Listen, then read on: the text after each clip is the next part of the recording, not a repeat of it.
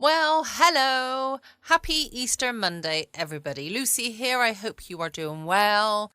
I've been all over the place this weekend. I spent, I think, most of Friday thinking it was Saturday. Saturday thinking it was either Friday or Sunday. Sunday thinking it was Saturday. And today thinking it's Sunday.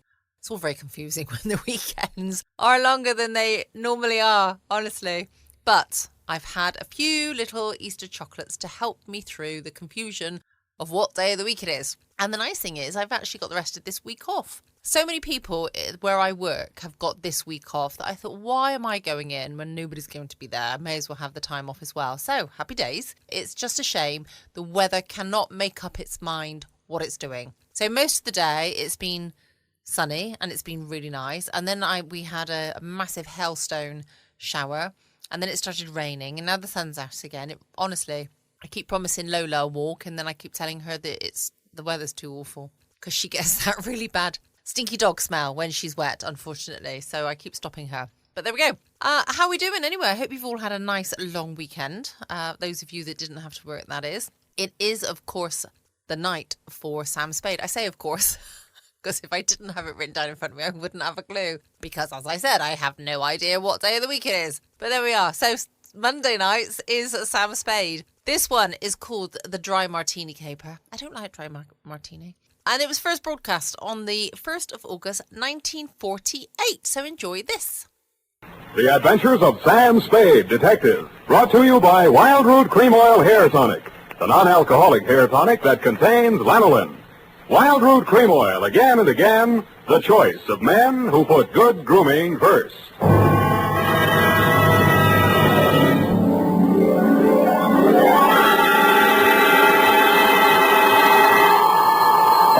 Sam Spade Detective Agency. Me, sweetheart. Sam, how did it go? It was the end, Effie, but the end. Oh, Sam, not another one of those society things. Depends on what you mean by society. Well, you know, Sam, cafe society. Cocktails for two, hands across the table, make it another old-fashioned, please. Let's not lose our head, Effie. Nothing but double martinis, very dry, with 2 olives, sweetheart. 2 olives? Oh, Sam, isn't that overdoing it? It was all overdone, sweetheart. That's what cracked it. Now, stay right where you are. I'll be right down to mix up my report on the dry martini caper. Get it?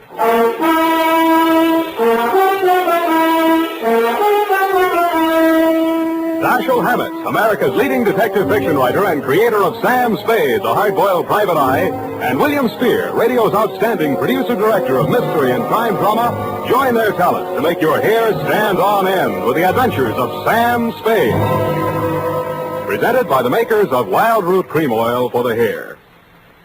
August is always a great vacation month, and for those of you planning to take your vacation soon, let me suggest that when you're packing, be sure you include a bottle and a handy tube of Wild Root Cream Oil Hair Tonic. For no matter where you go, you can always depend on Wild Root Cream Oil to groom your hair neatly and naturally, relieve dryness, and remove loose dandruff. Yes, you can take it with you on your vacation, and you should. Wild Root Cream Oil Hair Tonic.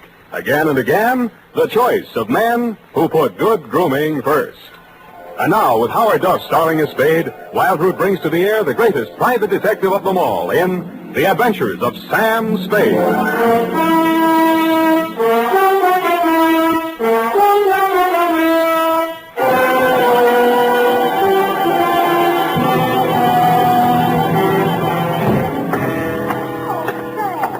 You look sober as an owl. Wise as an owl, sober as a judge, F. Oh.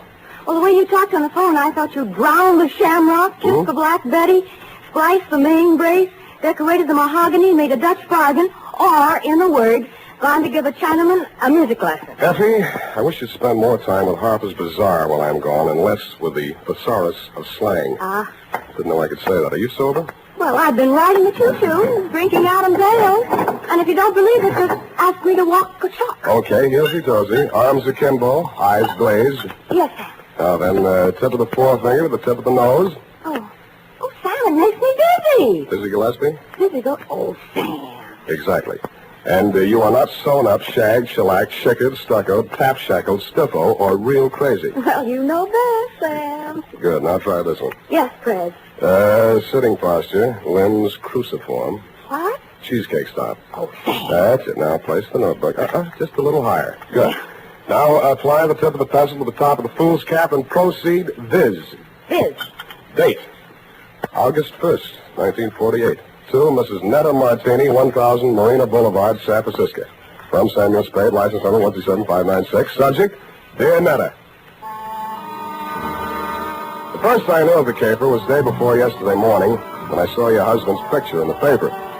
It was one of those lovingly retouched executive-type photographs of a man in his late 40s or early 50s, graying at the temples and wearing an embalmed man of distinction look. The story was headlined, Corporation Head Waylaid by Mysterious Assailant.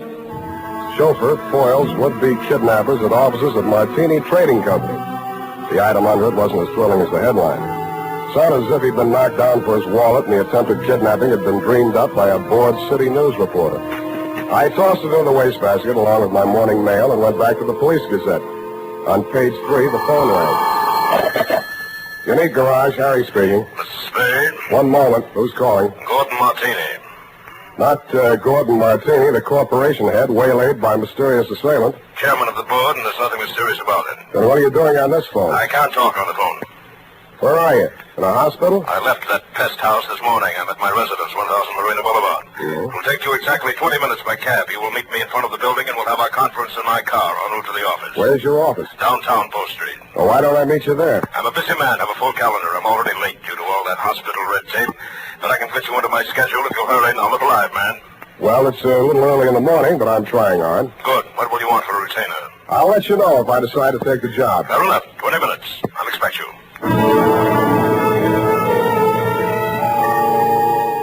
I should have looked more alive. It took me 2 minutes to get onto the street, 1 minute to flag down a cab, and 18 minutes to reach your address, Netta. A total of 21 minutes. As my taxi drew up to the curb in front of the canopied entrance to the corner apartment house at 1000 Marina, I saw your husband pacing indignantly up and down in front of the entrance, pausing only to glare at the outsized chronometer on his left wrist. His gray Homburg was perched atop an outsized turban of gauze bandage that decorated his head. You're Spade. You're exactly 1 minute and 22 seconds late. Hours are made of minutes, minutes are made of seconds. In killing this seemingly negligible interval of time, you have wounded an hour. Oh, I have? Well, I'm sorry. The traffic's pretty heavy out here this hour of the morning, you know. You should have started a minute and 22 seconds earlier. I'm sorry there was a bore on the telephone, kept talking about how valuable his time was. Well, don't apologize. Only waste more time. Now, here's your check, $100. My car's just around the corner. I paid that chauffeur a large salary, but mustn't keep him waiting. In the meantime, you may as well start earning a fee. I've been earning it for the past 22 minutes and 22 seconds. Wait. I suspected as much. You drive a car? Yeah, you mean one man drives all that? I see him, that rascally chauffeur of mine. Sleep in the back seat. All right, come out of there, you. Hey, what?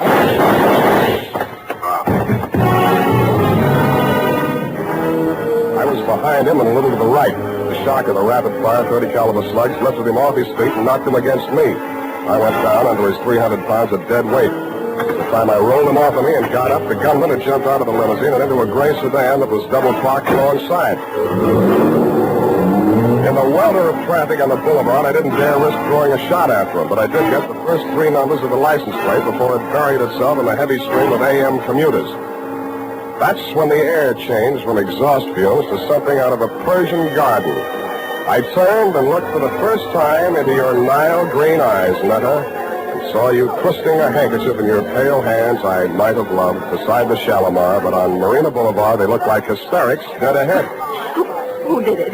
You saw him. Don't lie to me. Why don't they come with me? Why are all those people standing around there staring at me? Make them go away. Make them go away. I can't stand it. Stop it, will you?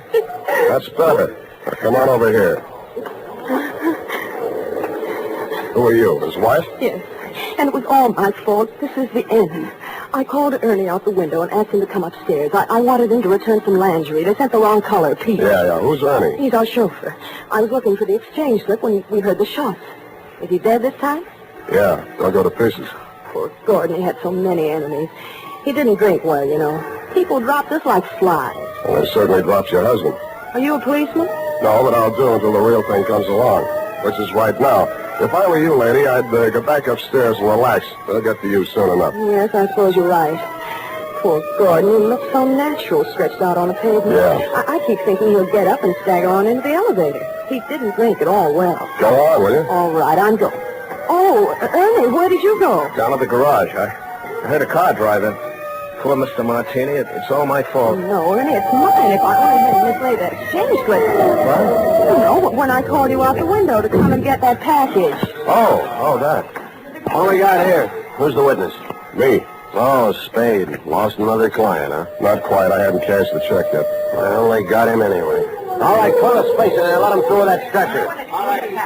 Step over here out of the crowd, Sam. I want to get this straight. Yeah. Okay, Jerry, take it down. Got a pencil? Yeah, and I want it back. Let's have it. This guy is Gordon Martini. He headed up a local firm, the Martini Trading Company. Last night he was working late at his office. Got boinged. Phoned me this morning. Didn't know why. Thought maybe he wanted a bodyguard. Anyway, he needed one. Gunman was crouched in the back seat of the limousine and shoved the carbine out when Martini opened the door. Carbine, huh? Didn't get a good look at him. You could see why, the way it's closed in, no side windows. Foreign car, isn't it? Stop drooling. You can't afford one. You getting all this? What about the getaway? Martini fell on top of me. I saw the getaway car on the back of his head. Yeah. The car was a gray sedan. The back of his head was a standard make, too. Only got the first 3 digits of license plate, 5D9. 5D9. Anything else? Yeah, give me back my pencil. The homicide boys want some help. They know my fee. Mr. Spade. This is Martini. Why aren't you and Ernie upstairs getting your alibis shaped up? Oh, please, I can't face the questions just yet. Would it be legal if I just avoided them till I can collect myself? I don't know about legal, but it might be smart. Where can we talk? What do you suggest? Well, there's a little cocktail lounge up on Lombard where Ernie and I all... it's just around the corner. Very handy. Let's go.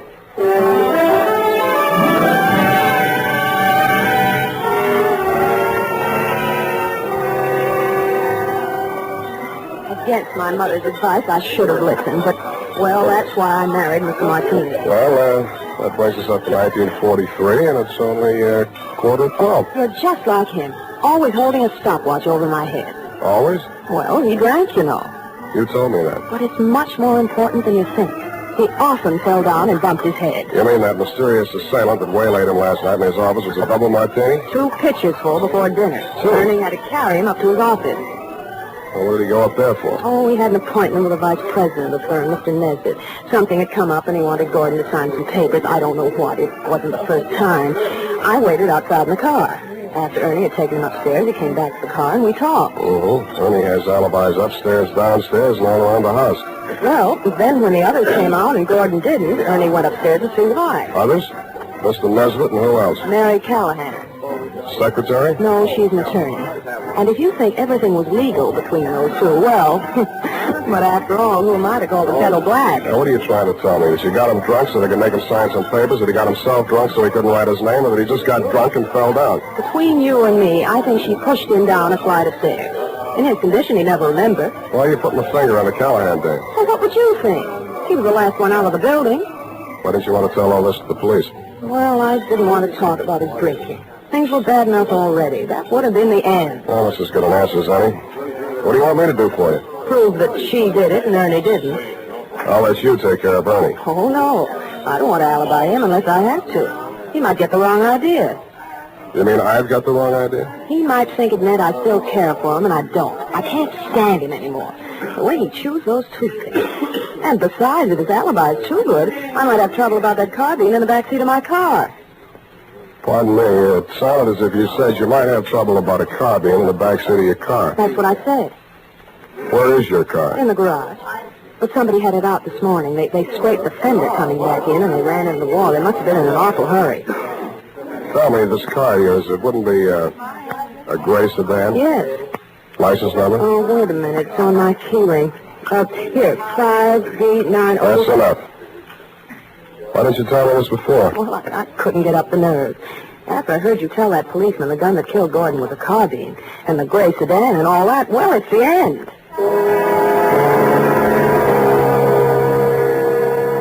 I hoped you were right, but I didn't think so. When I went to look at the gray sedan in your garage, I knew you were wrong, dead wrong. It was the getaway car, all right, and the carbine, as you know, was proven later to be the one that killed your husband. But Ernie had turned into a very poor suspect indeed. He was hugging the carpet between the front and rear seats, and when I nudged him, he didn't move. He'd been shot at closer range than Gordon Martini, and the killer had used only one slug. It was planted in the base of his brain, which made him not only a very poor suspect, but a very dead one.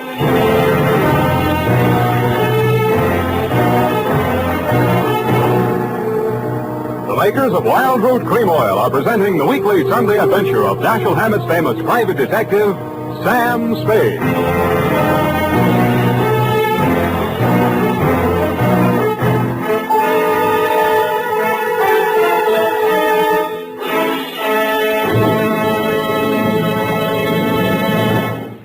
If you want the well-groomed look that helps you get ahead socially and on the job, listen. Recently, thousands of people from coast to coast who bought Wild Root Cream Oil for the first time were asked, how does Wild Root Cream Oil compare with the hair tonic you previously used?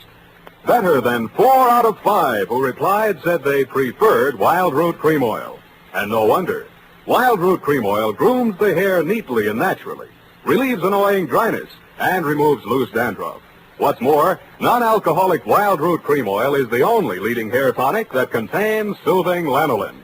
So ask for Wild Root Cream Oil Hair Tonic.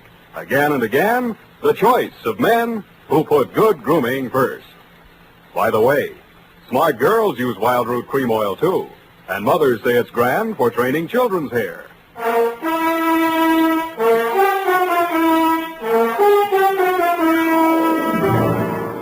And now, back to the Dry Martini Caper. Tonight's adventure with Sam Spade.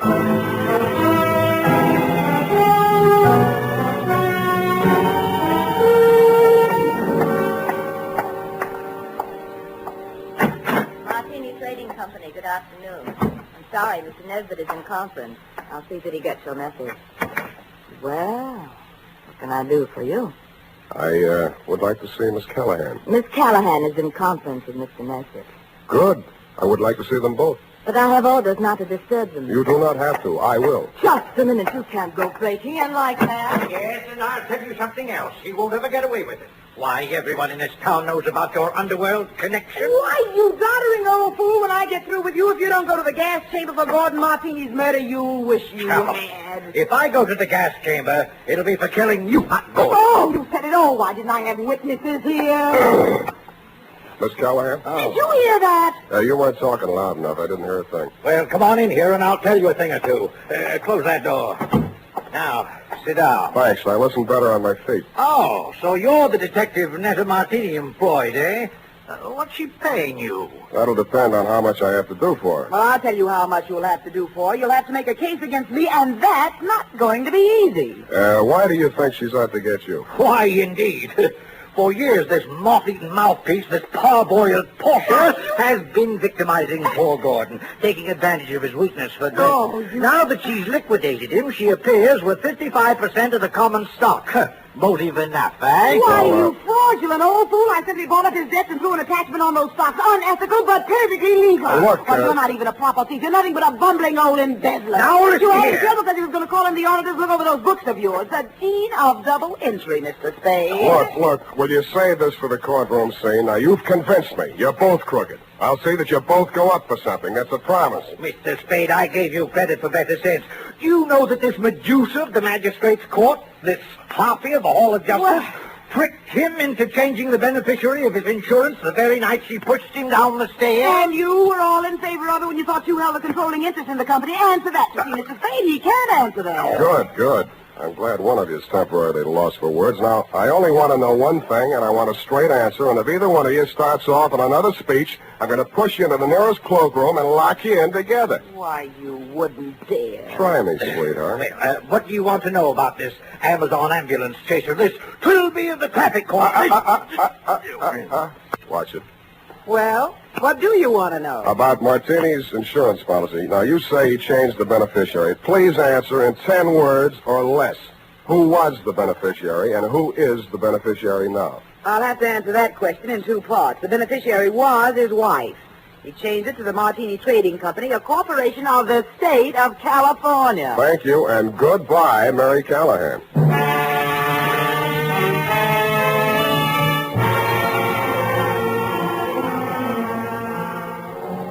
And that matter took the heat off of you for the time being, which made things tough for me, because Callahan and Nesbitt were so horrible I never wanted to see them again, even to testify against them in court. I was sure of one thing.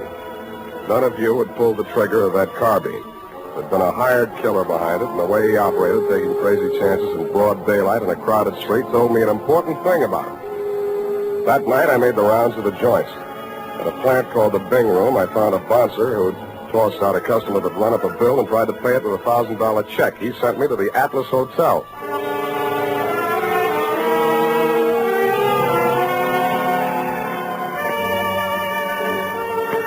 The Atlas Hotel is off of 3rd Street down near the railroad yards. Not even a flea bag. The fleas sickened and died a long time ago. They couldn't take it. And from the look of the guests sprawled out in the mission furniture of the lobby, they wouldn't be able to much longer.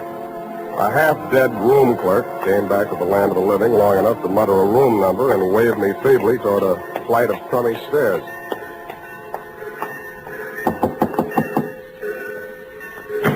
Yeah, what do you want? You, Hack Hartman? Hey, you got anything for me, huh? Yeah, I got news for you. Get back in the room. I'll tell you all about it. Yeah. Well, come on in. Drop the shiv. Yeah, I'll drop it. I'll fix you. I'll cut you good. I'll cut you. I'll cut you. I'm glad you did that. You make it easy for me. Now get over there. Leave me alone. Leave me alone. I'm not feeling so good. You can feel a lot worse. Who hired you to put the burn on Martini? You don't get nothing out of me. Who gave you that check? Oh, leave me alone. I got all night, Hack, and I feel better than you do. Now, what did you do with that check? I'll shake it if your teeth come out with it. Come on. All right. Stop it. I don't feel so good. Okay. Where? Pocket. My shirt. Don't reach. I'll get it. There was a company check, which is what I'd expected. It was for $1,000 drawn on the Golden Gate Trust and Loan, but I wasn't expecting to find the signature on the bottom line. It was signed in a bold, firm hand, Gordon Martini. Who was the penman on this? He wrote it himself, right in front of me. What was it supposed to be for? He wanted I should knock off his brother. You get mixed up? Well, he's dead, ain't he? That's what I mean. Gordon Martini's dead. The papers got it wrong. That was his brother, his twin brother. And that other guy, that chauffeur, kept hanging around the garage so I couldn't get out. I had to burn him, too. You know what you're saying? Yeah. I'm making sense. Now get out of here. I'm getting steamed. Don't let it worry you. I got a nice, cool place all picked out for you.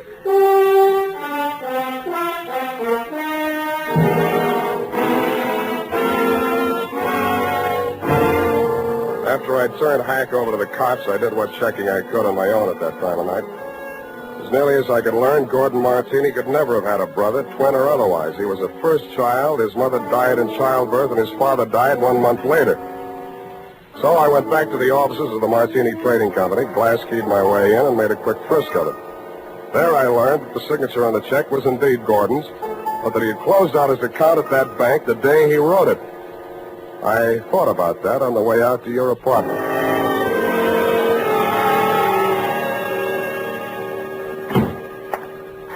Sam, I've been calling, trying to reach you. I've been so worried. It's the end. This time you might be right. Fix me a drink. Well, there's nothing in the house but those prepared martinis Gordon used to drink. Is that all right? No, but fix me one anyway. Never mind the ice. It's not morning yet, but I hate myself already. Why don't you just relax and let me get it for you? I'll relax. You get the martinis. What happened? What'd you think of Mary Callahan? Isn't she the end? She's cute. You're all cute. All of me? How nice. I'd put ice in anyway. It's nasty without. It's nasty anyway. I hope it doesn't make you fall down the way it did poor Gordon. Thanks. What's the matter? Too dry? You open this bottle fresh? Why, yes. What's the matter? Where are they? The rest of the bottles. Oh, yeah. More of the same. Is this all your husband ever drank? Yes, gallons of it. It's a special brand. He even took it with him to bars and people's houses. He'd sit and drink them right out of the bottle like a little child. Then he'd be falling down drunk, of course. And that's how we lost so many friends. They dropped us like... Like flies. Yeah, it was the end. Who's your phone? City morgue. Maxie, Sam Spade. Sammy, what can I do on you? On Martini, Maxie. They got around to the autopsy yet? Yeah, they rushed him through. Got the report handy? Right in front of me. Funny thing, Sam. The doc said they should have saved themselves the trouble. He'd have been dead in a week or two without no help. What from? Brain tumor. Malignant, it says here. Any alcohol in them? None from drinking, Sammy. What about the head wounds? Accidental fall due to periodic fainting spell. Part of his condition. Thanks, Maxie. Well, what is it, Sam? Was the martinis poison? No, sweetheart. The martinis were colored water. Why, they couldn't. Well, what made him get so drunk? He didn't. He was sick. But, Sam, who killed him? Killed himself. But he couldn't have. He hired a gunman to do it. He planned his own murder. But that... Why... Well, why didn't he leave a note or something? He could have ruined us all. Come here, sweetheart. Put your little hand on Uncle Sam's shoulder. Why, Sam... That's, just what he wanted you to do. He wanted to ruin you. He let Mary Callahan fleece him out of his interest in the company. He let Nesbitt juggle the books. He let you go your way with Ernie. He let all three of you fix yourselves up with as nice a set of motives for murder as a jury could ask for. it couldn't have... The real joker was the check he used to pay off the man he hired to kill him. It bounced. It also proved he'd planned his own murder. But he still has his revenge. Because the insurance that would have kept the corporation from going broke won't be paid off on account of a self-liquidating cause. Oh, Sam, darling, what's going to become of us all? Well, Callahan and Nesbitt will probably sue each other to death. You might have to go to work and earn a living. Well, I have $500. I might invest it in something. You already have. Here's my bill. But, Sam, you didn't help me. What? This is the end. No, it isn't, sweetheart. This is the beginning. Come here.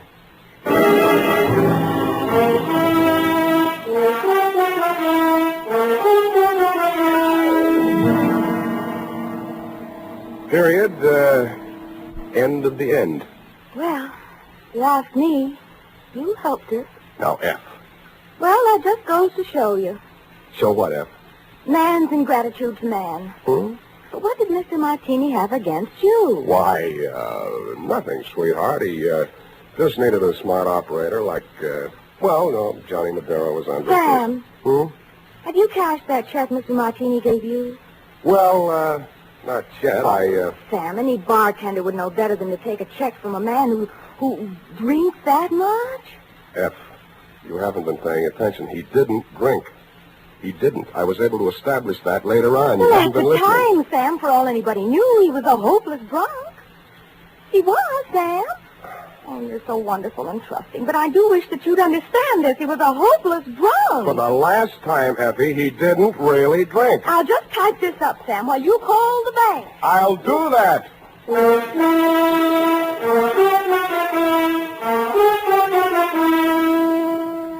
A final reminder, friends. Whether you're going on a long vacation trip or just a weekend to the beach, be sure you've got a bottle and tube of Wild Root Cream Oil tucked away in your suitcase. Do this, and you'll find it's easy and quick to spruce up again after stepping out of the water or off the tennis court. For no matter where or when you use it, Wild Root Cream Oil grooms your hair neatly and naturally, relieves dryness, removes loose dandruff. So at home and away from home, help yourself to handsome hair with Wild Root Cream Oil. And next time you have a chance, ask your barber for a professional application of Wild Root Cream Oil Hair Tonic. Again and again, the choice of men who put good grooming first.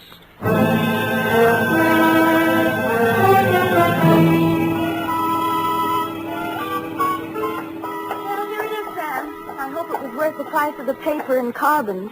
You made carbon copies of that, an unimportant report like that? Oh, it bounced? Well, the estate isn't settled yet. Oh, Sam, you're so wonderful and trusting. Effie, I am not wonderful and trusting. I am a hard-boiled private eye. I know. Just a pity there's no money in it. And I'm also two-fisted. Sam, have you ever thought of ceramics? Of what? Ceramics. It takes virtually no capital. All you need is a small furnace and some clay. And if you don't have any talent, you can just make ashtrays. Thanks, I already have one. Oh, flower pots are fun. You can pop them on a wheel. And you can pot your hat on and wheel on out of here and also take a furnace and clay. I love you when you're so gay and carefree. I am not gay and carefree. You I am are a hard-boiled private eye. Good night. Good night, and sue me for your back salary, sweetheart.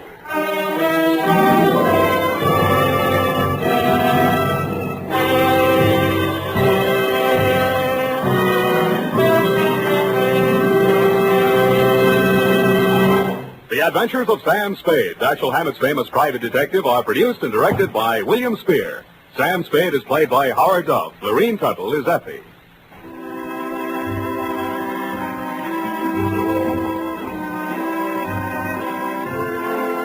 The Adventures of Sam Spade are written for radio by Bob Tallman and Gil Dowd, with musical direction by Lud Gluskin. Gil Dowd directed tonight's broadcast in William Spear's absence. Join us again next Sunday for another adventure with Sam Spade, brought to you by Wild Root Cream Oil. Again and again, the choice of men who put good grooming first. This is Dick Joy reminding you to get Wild Root Cream Oil, Charlie. It keeps your hair in trim. You see, it's non-alcoholic, Charlie. It's made with pseudolanolin. You better get Wild Root Cream Oil, Charlie. Start using it today. You'll find that you will have a tough time, Charlie. Keeping all the gals away. Hiya, Baldy. Get Wild Root right away. This is CBS, the Columbia Broadcasting System. Welcome back. I hope you enjoyed the latest episode of Sam Spade. I will be back again tomorrow evening from 6 p.m. GMT. Don't forget to check out my podcast page at patreon.com/Foxy After Dark. Can't wait to catch up with you all tomorrow night. Same time, same place. In the meantime, as always, stay safe. Always be kind. Love you all.